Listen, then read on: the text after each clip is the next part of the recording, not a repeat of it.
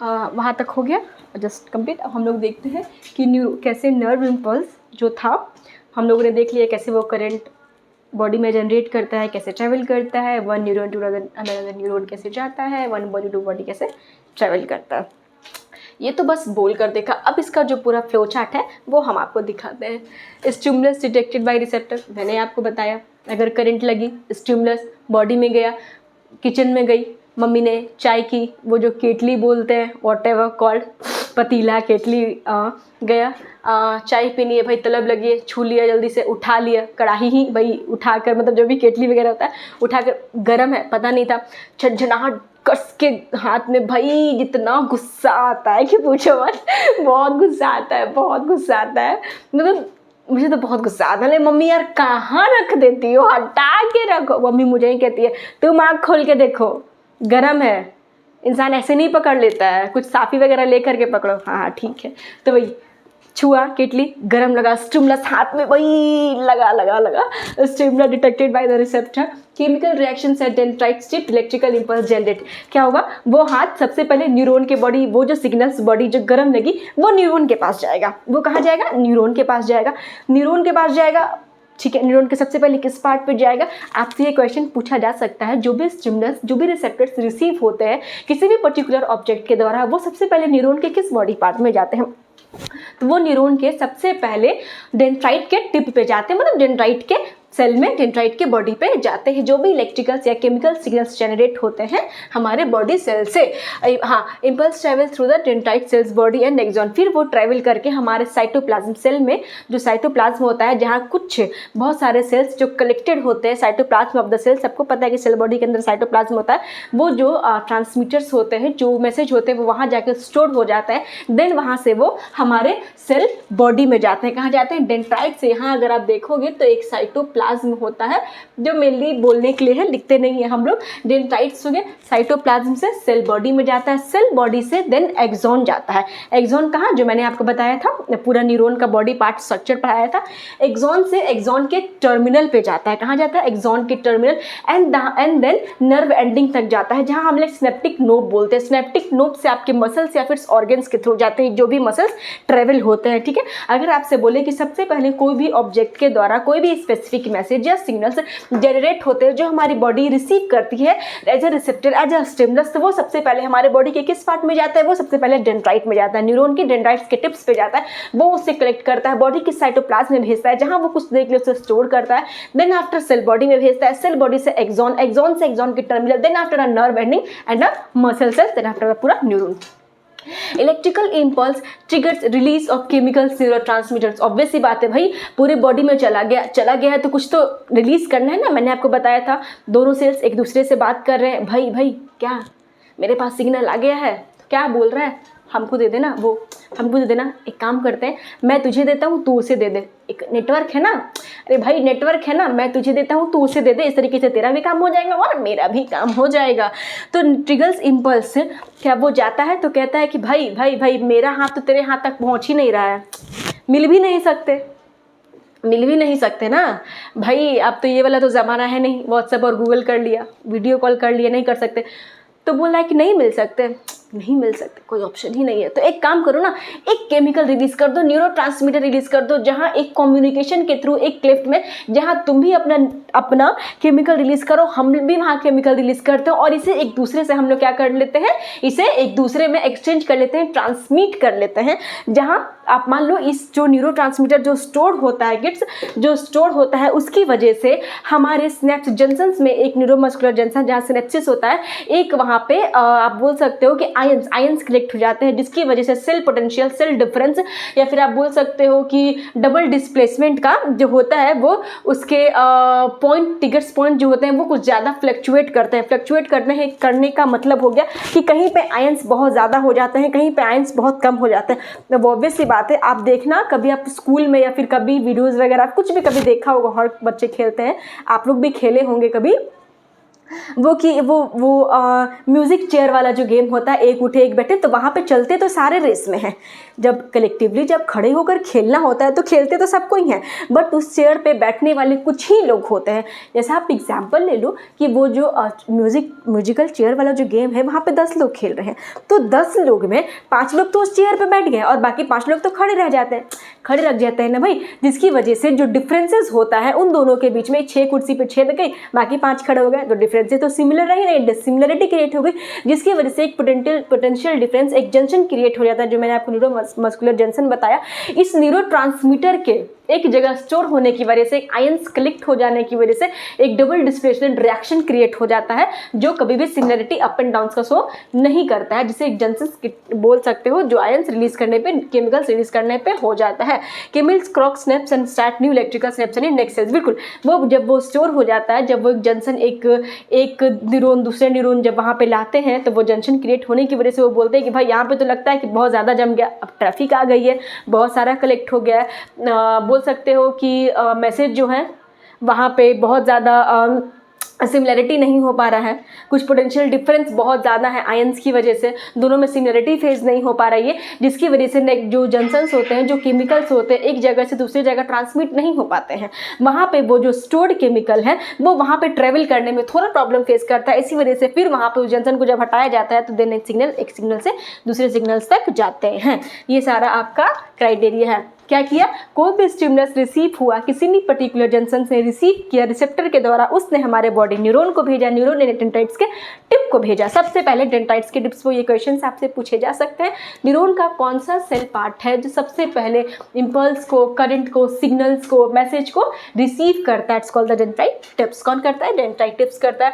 Then उसके बाद जो पूरा आप डेंड्राइट टिप्स पूरे बॉडी के सिग्नल्स को भेजेगा। ऑब्वियस सी बात है ना भाई, करंट लगी है तो पूरे बॉडी को जाएगा ना, चल रहे हैं चोट लगी तो क्या बस सर ही, भाई सर फटा तो बस सर ही को चोट लगा, पूरे बॉडी को भी तो नुकसान होता है ना। ये हाथ चल रहे हैं, हाथ दीवार में मारा, चोट लग गया, तो क्या बस हाथ को ही लगी, बॉडी को भी तो, पूरे ब्रेन को भी तो गया मैसेज ना, सिग्नल्स ट्रांसमिट हुए। तो impulse through the dendrites, cell body, axon, axon के टर्मिनल्स तक, नर्व एंडिंग तक, सिनेप्टिक नोड से होते हैं मसल्स तक सारे मैसेज क्या हो गए, ट्रांसमिट हो गए। ट्रिगर किया, मैसेज रिलीज किया, बात नहीं कर पाया, भाई व्हाट्सअप वगैरह कर नहीं सकते, बात कर नहीं सकते, मिल नहीं सकते, तो एक काम करो ना, अपना तुम रिलीज कर दो केमिकल्स, अपना हम रिलीज कर देते हैं केमिकल्स, कम्युनिकेट कर लेते हैं केमिकल्स के द्वारा रिलीज करते हैं सिलेक्टिव क्लिफ्ट में, जिसे हम लोग एसिटाइलकोलिन भी बोलते हैं। कोई भी न्यूरोट्रांसमीटर रिलीज करते हैं, अपना अपना काम कर लेते हैं। देन आफ्टर वहाँ से सारे इम्पल्स जो रुक गए थे, जो कलेक्ट हो गए थे साइटोप्लाज्म में, उसे क्या करते हैं, ऑल ओवर द बॉडी में डिस्ट्रीब्यूट करते हैं, स्मूथली ट्रेवल करते हैं। ये हो गया आपका कैसे न्यूरॉन वर्क करता है। और neuron, types of neuron, neuron कितने तरह के होते हैं? 3 तरह के होते हैं। न्यूरॉन पढ़ा होगा आप लोगों ने, मेनली 11th क्लास में और अच्छे से पढ़ना है। न्यूरॉन्स कितने तरह का होता है? 3 तरह का होता है। एक sensory neuron, motor neuron and inter neuron. समझ में तो आया? सेंस करना। भाई तुम्हारे अंदर कोई सेंस है या नहीं? बोलते हो ना तुम लोग, बोलते हो ना, आम भाषा में हम लोग भी बोल लेते हैं।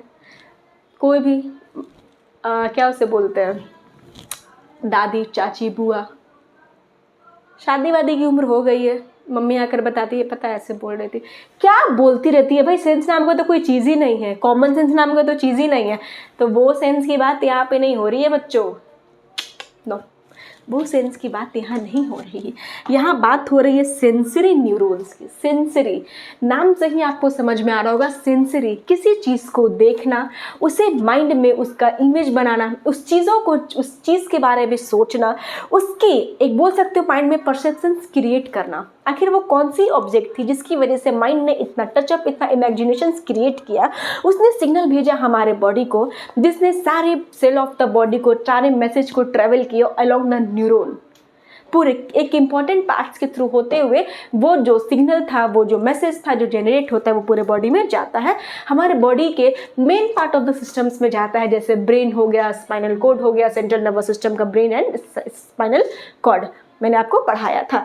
तो sensory neuron carry message from sense organ to the brain and spinal cord.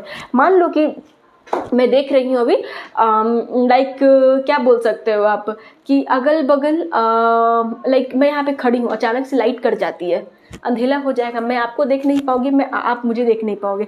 मेरे आंखों ने तो इस चीज़ को रिसीव कर लिया कि मेरे प्रेजेंस जहाँ पे खड़ी हूँ, there I will standing here, there is a no any light और a visible things which I just see you and me, nothing like a that create a substance of a light or a visible that hears not to be a presence। तो क्या हो रहा है कि मेरे आँख ने एक ऐसा सिग्नल, एक ऐसा आप बोल सकते हो मैसेज, एक ऐसा रिसेप्टर रिसीव किया कि अभी एट दैट मोमेंट इस रूम में लाइट है, दो दो तीन तीन लाइट है, बट एक ऐसा सिचुएशन आएगा कि जहाँ पे इस रूम की सारी लाइट क्या हो जाएगी, बंद हो जाएगी, क्या हो जाएगी, बंद हो जाएगी।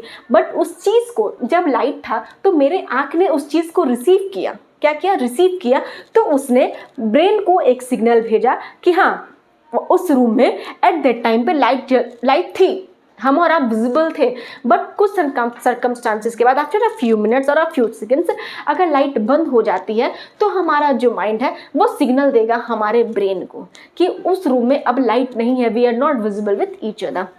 अब आप मान लो आप रोड पे जाते हो, मान लो अचानक से कोई आपको पीछे से आकर पुश करता है, धक्का देता है, ढकेल देता है, गलती से आपको चोट लग जाती है, पुल और पुश कुछ भी हो जाता है। तो क्या होता है कि जब आपको बैकली आपको चोट लगता है या फिर आप चलते चलते कहीं पे गिर जाते हो, कुछ भी ठेस वगैरह लग जाती है, तो क्या करता है कि वो चोट तो हमारे बॉडी को लगती है, हमारे मान लो कि स्पाइनल कॉर्ड वगैरह है, हाथ पे चोट लगी, वो हमारे ब्रेन ऑफ द पार्ट हमारे central nervous system of the part brain को मैसेज देता है। क्या करता है, मैसेज देता है कि पर्टिकुलर चीज़ों के द्वारा वो चीज़ें हैं जो उसे रिसीव करके उसे हार्म किया है, डेंजरस, दे फील है डेंजरस और अ साइन दे सी और ऑब्जेक्ट उस चीज़ से उसे हार्मफुल हुई है, उसने इस चीज़ को असाइन किया है, जो उसके सिग्नल्स हमारे बॉडी सेंट्रल नर्वस सिस्टम्स को वो मैसेज दे रहा है, वो पहले उस चीज़ को कैरी कर रहा है। रोड पे चल रहे हैं, जान लो zebra crossing, red and green light, सारे जो भी ट्रैवलर्स होते हैं, जो जा रहे होते हैं रोड पे, वो जब देखते हैं कि रेड लाइट जल रही है वो वहाँ पे रुक जाते हैं कि वहाँ से अब रेड सिग्नल आ चुका है कि हमें अब यहाँ से अक्रॉस द रोड नहीं जाना है, जहाँ भी आप ट्रैवल कर रहे हैं, तो वो हमारे बॉडी को सिग्नल देता है कि अच्छा वहाँ पर रेड लाइट है, अब मुझे यहाँ पर स्टॉपेज है, यहाँ रुकना है। देन अ फ्यू मिनट्स, आपके कुछ टाइम्स के बाद वहाँ पे ग्रीन लाइट जलती है, देन हम फिर हमारा जो आई है वो लाइट हमारे आँख को एक साइन देता है कि हाँ अब हम लोग आप ट्रैवल कर सकते हो। फिर वो आँख जो है वो हमारे ब्रेन को मैसेज देता है कि हाँ अब आप अपनी गाड़ी को स्टार्ट कर सकते हो, then you can go there. Carry message from the sense organ, जो भी सेंस ऑर्गन आई होगी वो ब्रेन और स्पाइनल कॉर्ड को मैसेज दिया कि रेड और ग्रीन लाइट है, जो भी है रेड लाइट स्टॉप है, ग्रीन लाइट से आप ट्रेवल करके पास अलोंग द जा सकते हैं। मोटर न्यूरॉन, उसके बाद है carry message from the brain to the spinal cord to muscles और ऑर्गन। बिल्कुल, ये जो मोटर न्यूरॉन है ये सबसे पहले मैसेज जो है वो रिसीव करेगा ब्रेन से स्पाइनल कॉर्ड, देन अपने किसी मसल्स को देगा। इसने क्या किया कि पहले ऑर्गन्स ने किया, देन स्पाइनल कॉर्ड या ब्रेन को दिया, लेकिन ये क्या करता है कि पहले ब्रेन एंड स्पाइनल कॉर्ड देता है, देन आफ्टर क्या बोलते हैं आपको मसल्स को देता है। जैसे आप पढ़ोगे 11th स्टैंडर्ड में जाओगे तो एफरेंट न्यूरॉन्स ये क्या करते हैं, सेंस ऑर्गन, सीएनएस से सेंस ऑर्गन मसल्स के थ्रू भेजते हैं, जो एफरेंट होता है, एंड इफरेंट जो होता है वो सेंस ऑर्गन टू सीएनएस भेजता है। वही इसका अपोजिट यहाँ मोटर न्यूरॉन है कि कैरी करता है message from the brain to the spinal cord, then after the muscles और ऑर्गन। ये इंटर न्यूरॉन है। इंटर का मतलब 10th 11th 12th दो के बीच का इंटर, मेरे और आपके बीच का इंटर, इन दो पेन के बीच का इंटर का मतलब ही होता है आपस में दो के बीच, इंटर न्यूरॉन। तो sensory neuron and motor neuron के बीच का जो एक और न्यूरॉन होता है, इन दोनों के बीच के बिटवीन द न्यूरॉन जो होता है, इसे हम लोग इंटर न्यूरॉन बोलते हैं। Connect sensory and motor neuron with in the brain and spinal cord. Brain और स्पाइनल कॉर्ड मिलके सेंसरी और मोटर न्यूरॉन दोनों मिल करके जो न्यूरॉन बनाते हैं उसे हम लोग इंटर न्यूरॉन बोलते हैं। ब्रेन और स्पाइनल कॉर्ड मिल करके अलोंग द स्पाइनल कॉर्ड और द ब्रेन और the sensory organ motor neuron मिल करके जो न्यूरॉन बनाते हैं उसे हम लोग इंटर न्यूरॉन बोलते हैं। क्या करते हैं, इंटर न्यूरॉन बोलते हैं। ये ब्रेन और स्पाइनल कॉर्ड के बीच का ही होता है, ये किसी भी ऑर्गन्स या मसल्स को इंक्लूड नहीं करता है। They only play with the brain and the spinal cord to transmit the message और सिग्नल्स और current whatever be the along the body across the body। ठीक है, ये जो पार्ट है हम लोग यहाँ तक रखते हैं, then after we just take the next class। okay, bye, keep growing, keep working and keep studying।